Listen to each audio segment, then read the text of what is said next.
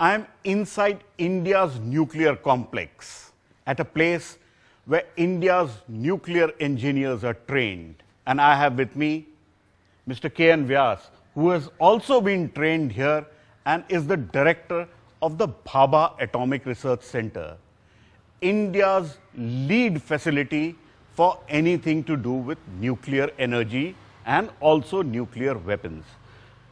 Mr. Vyas, we have an ambitious roadmap on nuclear energy. Can you tell me what it is like and where are we heading on that?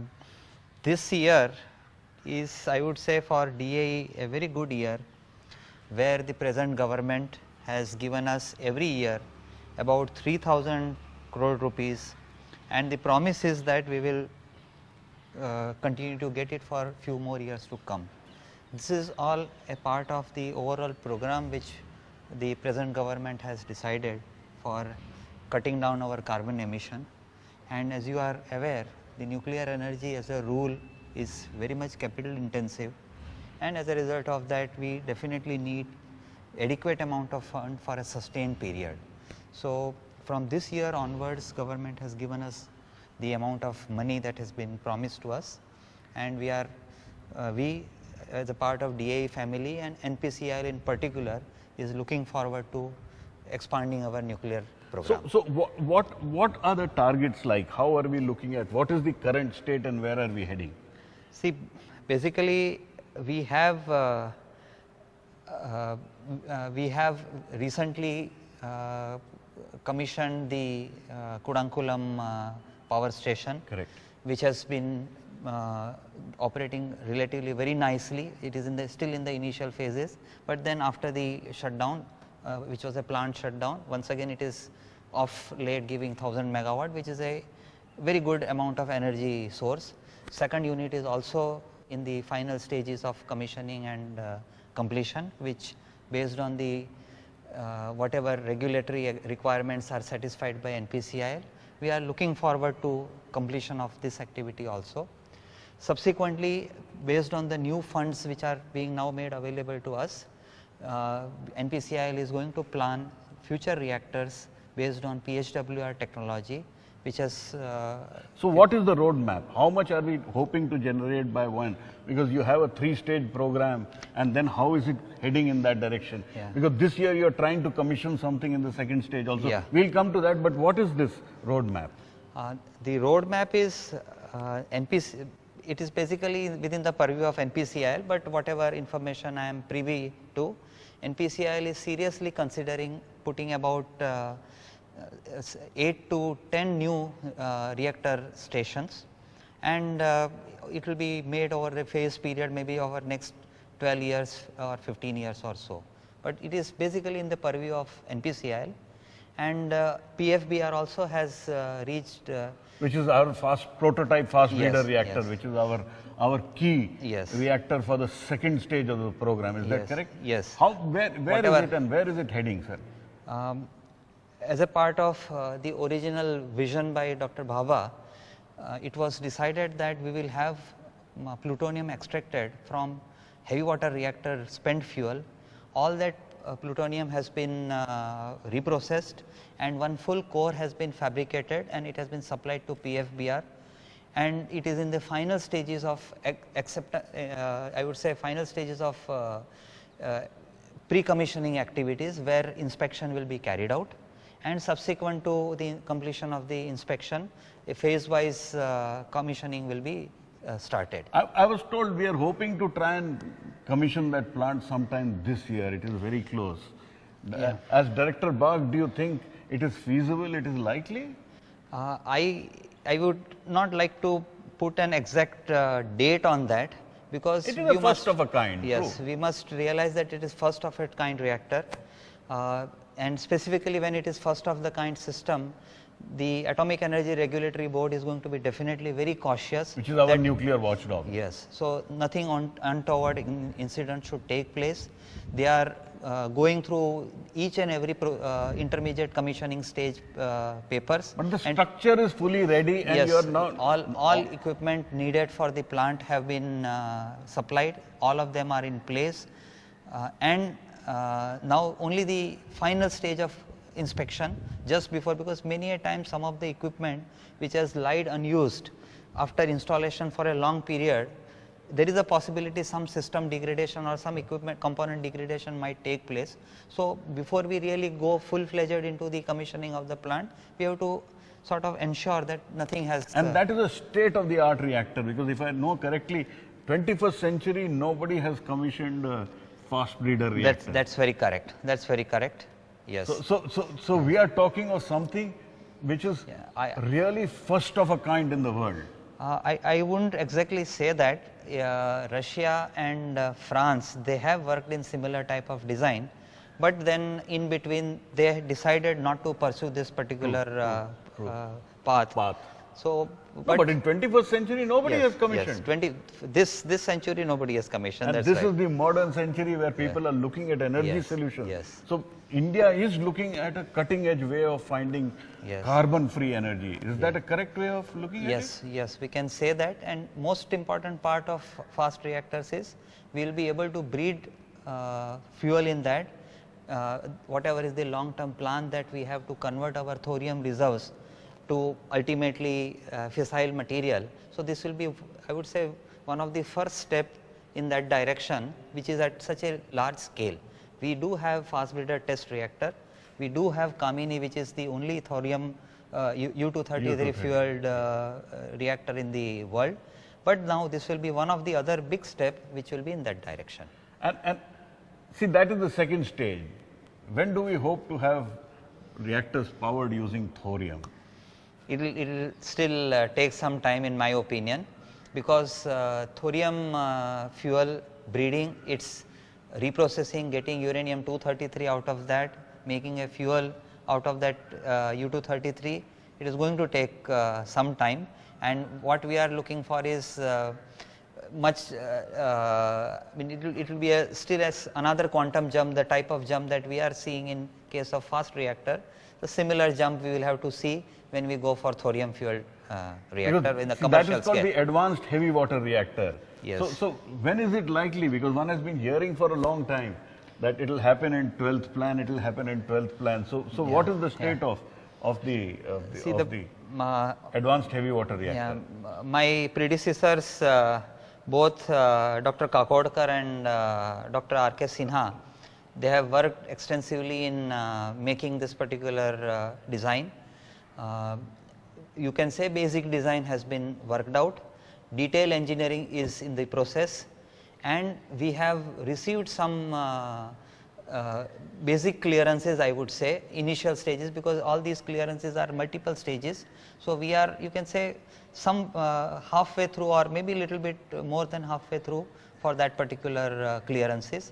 We will be soon approaching Prime Minister's office for getting the necessary clearances, so that we can get in principle approval and activities. The site which has been identified as of now, Tarapur, we can start the activities at the site. So the third stage of our nuclear program, which is using thorium, is going to start at Tarapur. Yes, we can say that. See, basically the original idea of our let us say earlier my predecessors was that there is likely to be some gap between second stage and the third stage. So, in the meantime, heavy water reactors are ideal things, ideal reactor designs for getting conversion of thorium into uranium 233. So, this is a bit of a arrangement where this will allow us to develop some thorium based technologies, thorium based reprocessing, and this is the basic idea of having a advanced heavy water reactor. This is in addition to newer feature or much more passive features which can be put in heavy water reactors. Sure. So, you can say it is merging of two concepts. One is try to have reactor systems which are more safe, and second thing is try to bridge the gap which which is in between the second stage and third stage to the extent possible. You spoke of safety. We have a model of the pressurized heavy water reactor here. That's right, 540 megawatt, correct. This is our larger, the medium range one, because you have 220, then you have 540 and Then there is 700. 700, yeah. So this is the medium range. Right. So recently we had the incident at Kakra Par, Correct. where a reactor shut down suddenly. Right. What went wrong in Kakra Par? See, It basically, is a design similar to this. yes, yes. See, basically pressurized heavy water reactors are what is called channel type reactors. In that there are pressure tubes which is containing the fuel where the radioactivity is going to get generated. Now, in case if there is a failure or crack in the channel tube, pressure tube, then from that channel water will start spilling out. So, if you can, if maybe So you that can, yellow part yeah, is yeah, where is the- the where reactor the- core, Yes. and in that there are a large number of tubes. For the Kakra Par type of reactor, there are 306 such tubes. So, out of 306 such tubes, one tube developed a failure, it developed a crack. So, radioactive water, obviously any water which So is, that yellow part is where the problem happened. Yes, And then, yes. And then what happened, sir? then after that water sort of spilt out from there. Normally the systems have automatic control system. Any such type of incident gets sort of noticed by the control system, and immediately the reactor is shut down. Second thing what happens is that the moment there is coolant spilling out of the reactor, you need extra coolant for cool the reactor core. And then there is additional thing that this water is going to have radioactivity. As a result of that, the containment, which is the big structure that you see This here, structure, double structure yes, which you double see. structure. Correct. So that structure gets totally bottled up. So no amount of radioactivity will come out. Everything gets totally So bottled was up. there a radioactive leak outside the building? No, at absolutely. Kakra Par? Absolutely no. Even if you stand just outside the reactor building, the dose limits were well within the regulatory limits which are prescribed by our regulatory authority. But is there a generic problem? Because see, that happened suddenly. It's a relatively young reactor with young tubes. Correct. What happened? People are concerned to know what, is there a generic problem with our rest of our 16, 17 reactors? I would say that still investigations are not fully complete. So it will be little bit premature for me to say that the problems are generic or not generic. What has to be done is an inspection has been carried out by putting a probe, ultrasonic examination probe in the tube which has failed. What it shows is that the crack has been identified. Till the tube is cut and brought here, it will be very difficult to say that there is a generic problem, but we have reason to believe that these type of tubes have been manufactured in nuclear fuels complex in so many years. So far no such problem has been observed. So I personally feel that had it been a generic problem, this particular issue would have come up earlier also, but without a proper inspection and without proper confirmation from our regulatory authority, it will be incorrect for me to give any specific conclusion. But do you think running our reactors where there has been one specific problem which still remains unidentified, does it keep our reactors unsafe, or can you say that rest of our reactors are safe and they should continue to run? You are Yeah, the director of BARC, which is the No, for all yeah, genesis yeah, of technology. yeah. People look up to you. Yeah. No, I feel an isolated incident like this should not be the cause for worry. These type of incidents have taken place in Canadian reactors also more than once. In some of them the severity of incident was even much more than what we have. So many a times when there is a repetitive work to be done, somewhere there could be some sort of a small manufacturing issue which could possibly be the you can say the reason for such a thing to happen. So in my opinion, AERB is a very they are very consciously taking a decision what should be done. Had there been a generic problem, AERB would have definitely indicated for us to do more inspection. So, as of now, till you can say sort of jury is still out on this, and AERB is taking a very cautious approach. The tube will be cut from the reactor within a relatively a short period. The tube will be brought here in Mumbai at BRC for examination, and the report will be submitted to regulators for their comments and future course of action. So when can one expect Kakra Power to come on stream again? It is a little difficult question, because it is really not in the hands either of BRC or NPCIL or AERB. All of us have to put our sort of minds together and then try to work out the best solution, because here the safety is the paramount. Sure. And it is each and every person in DA is conscious of this fact. See, when we talk of safety, of late there is a lot of concern people have about these dirty bombs. Okay. There is one kind of nuclear weapons which nuclear weapon states use, and then what is this dirty bomb, and should people in India fear about that? Let me just clarify one thing. The dirty bomb is not an atomic device, but it is like this, that the all radioactive products, they basically have a tendency to harm human beings. We use radioactive products for our cancer therapy also, like cobalt, etc. So we do that. Now what happens is, if a person, he wants ultimately to create a nuisance, he may take this radioactive material which is used for medical purposes. He may try to sort of put it into a, let us say, TNT or some sort of an explosive device, and then whenever that explosion comes, see, many a times when a sort of, let us say, so there is one bomb in which you Yes. place some radioactive material, And then so it it will becomes spread. a little more dirty. Yes. That's all. Yeah. Bombs are dirty, but Yes. this becomes more dirty. Yeah, so it is like this. So typically, when you make some bomb and then you want to cause damage, you try to put some nails inside, True. so that it will fly off, and then it will harm more number of people. So something similar to that is that these radioactive materials, they are put in the bomb. When the bomb explodes, let us say somewhere a bomb of particular capacity explodes. So in that case, maybe this whole area may get contaminated. Maybe the explosion is much more, then the contamination can spread further. If at the same time, if there is very high wind, then maybe the contamination will flow along with the wind, and as a result of that, the contamination will spread further.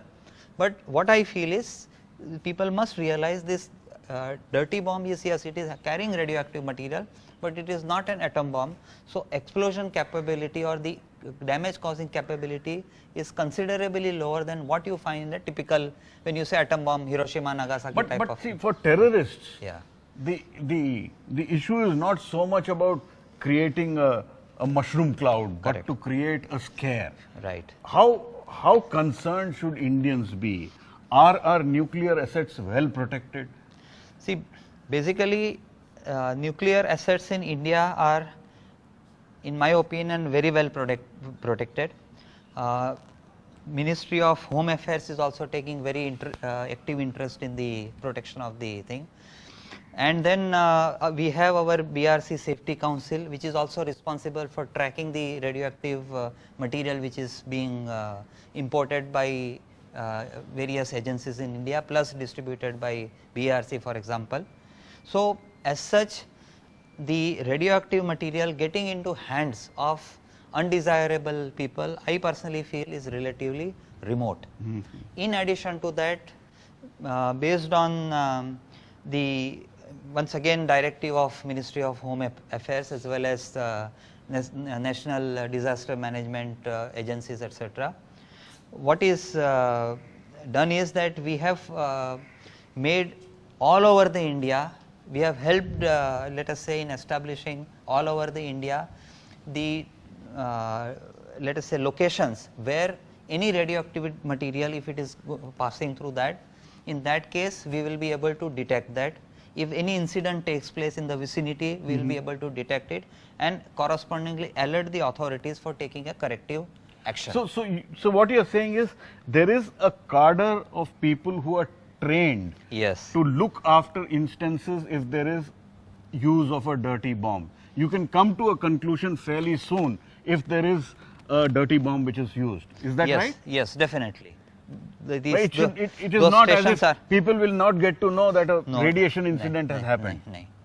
No, it won't be like this. There are government of India has taken steps to identify which are those locations, and the number of locations will still increase with time. And there are almost, you can say, 24 hours vigil being taking place there. And the moment there is any such incident, we will be in a position to know. And So we have a radiation monitoring setup and also people who are trained who can go to location and Yes. figure out Yes. if there is a dirty bomb which is used. Yes, yes. That you can say with surety, sir. Yes. People in India can be rest assured that if it is used, you will track it and contain it. Is that correct?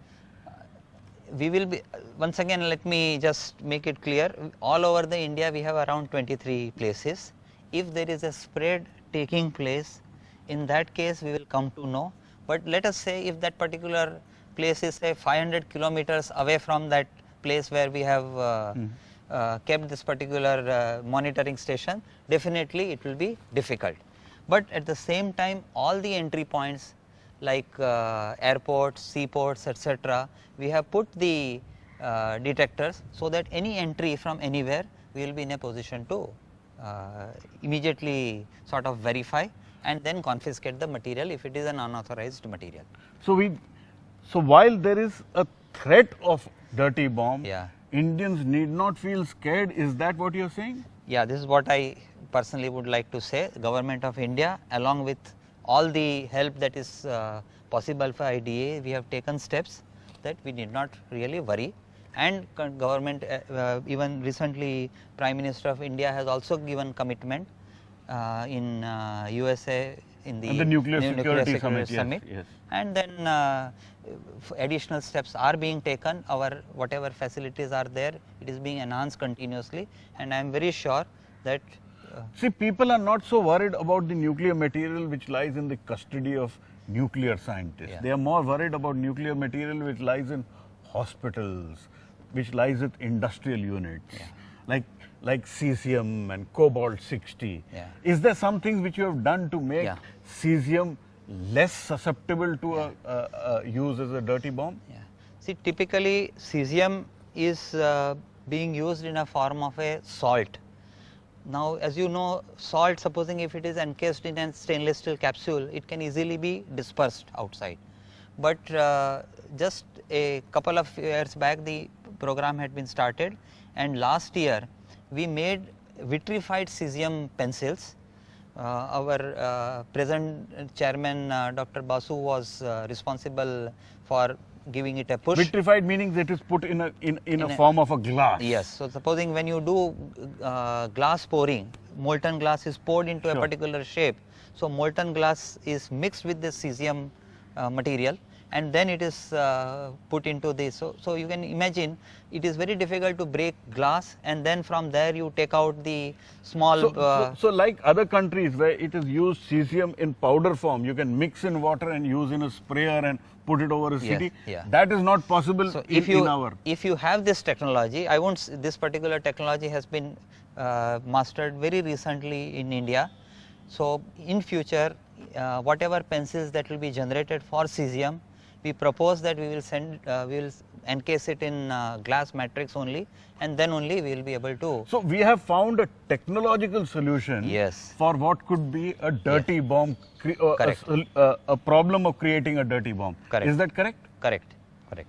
So we have done something which will protect our own citizens against a dirty bomb. Yes. Yes. We have. I would say that it's a quite a novel idea, and which we have been used by us, and even world has taken sort of note of that. That yes, this is a genuinely good idea, and we hope that at rest of the places also the same philosophy is continued. Talking of novel ideas, you are best known for your work on India's nuclear powered submarine Arihant.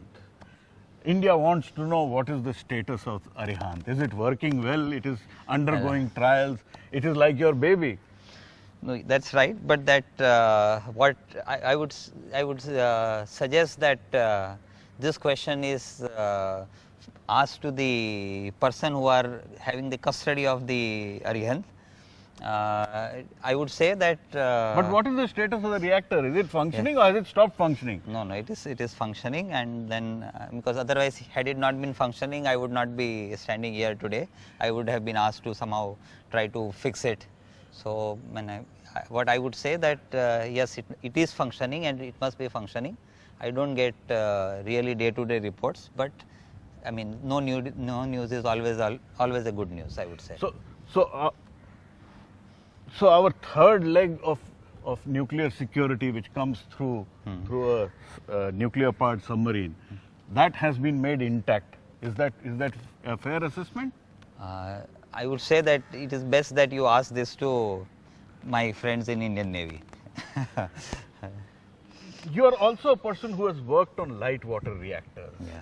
India wants to put in a whole battery of light water reactors. Yeah. What is the status of the imported reactors? Because there's a lot of talk saying that Westinghouse is likely to sign a contract to put a reactor in Gujarat at Mithi Virdi. Yeah. Is that a good technology? Should India be buying those AP1000 reactors? Yeah. I personally feel that light water reactors is really a proven technology, and as you are aware, many of the reactors all over the world are light water reactors. We had gone for PHWR because of some of our own compulsions, as well as of course it is also an equally proven technology. But one of the issue that is there is whenever we request a foreign vendor, we would like to get electricity finally which is economical from our perspective. No. At the same rate as other Yes, units. yes. That is the standard Yes. practice. So, as I understand, NPCIL is having negotiation with the foreign vendors. See, one of the way to reduce the cost of electricity is to somehow have as much indigenization as possible. So, NPCIL is trying to find out how the indigenization component can be increased, and of course, it should be acceptable to the vendors also, because ultimately they have to give us the assurances for safety. So, that those negotiations are in the process. And so can we expect foreign reactors, say the Areva reactors at Jaitapur and Westinghouse reactors in Mithi Virdi soon? once again, I would say that this particular question should be put to my NPCIL colleague. But yes, what I understand is that the majority of the issues related to land acquisition are nearing completion, and the negotiations once again with Areva, because you would know this, that now there is a change of hands in Areva also is going to EDF. EDF. So then once again, they have an internal issue there. yes. So some negotiation may have to be carried out again. I won't say that full scope, but then definitely when EDF is taking over this complete work related to Areva, they would like to have a look at it about what was done in the past. So definitely there is going to be, I feel, some delay because of this change which has taken place. And people say that we need to buy these foreign reactors because we do not have enough domestic uranium. Now, there have been recent finds of domestic uranium. How are we placed on our domestic uranium supply? Our domestic uranium supply is, as you are aware, we do not have very large reserves. In addition to that, whenever we are trying to open a new mine, obviously people will have some reservation.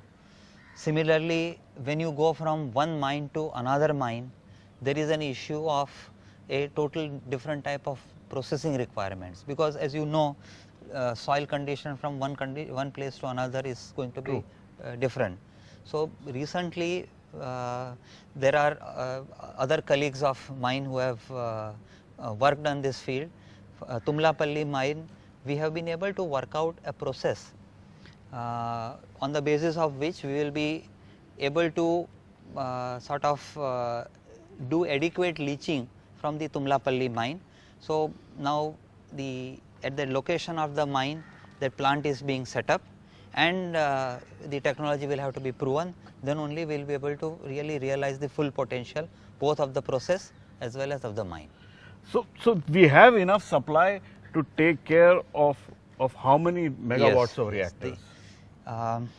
See, it is quite modest. It is even less than about a let us say 1 lakh sort of million tons of means 1 lakh tons of uranium, a heavy metal, and